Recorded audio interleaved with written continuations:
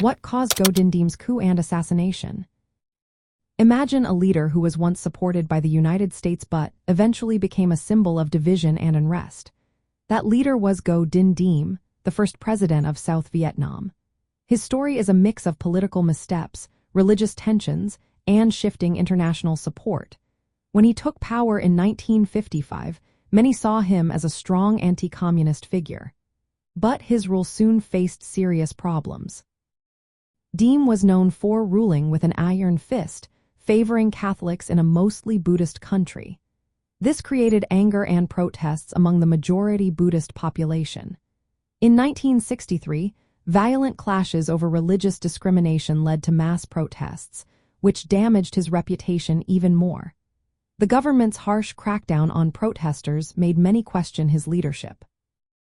Diem also pushed policies like the Strategic Hamlet program, meant to isolate communists, but it often made rural people more unhappy. He refused to hold the reunification elections that the Geneva Agreements had promised in 1956. This decision made him less popular both at home and abroad. Diem also lost support from some of his political allies because he was seen as too controlling and disconnected. His relationship with the United States started to change as well. American officials grew frustrated with his leadership and his failure to effectively fight the communist insurgency. They began to see him as a liability.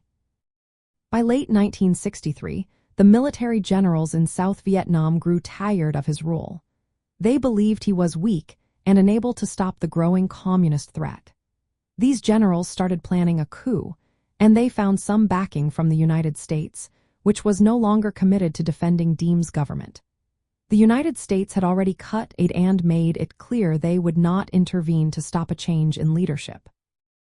On November 1, 1963, South Vietnamese generals launched a surprise attack in Saigon. Diem and his brother Ngo Dinh Diem tried to escape but were captured. Despite promises of safe exile, both men were killed while being transported by the military leaders who had overthrown him. His death marked a turning point, but it did not bring peace. Instead, South Vietnam faced a period of chaos and unstable governments. The reasons behind Ngo Dinh Diem's fall include his religious policies, political mistakes, military dissatisfaction, and the changing stance of the United States. All these factors combined to end his rule and set the stage for further turmoil in the country.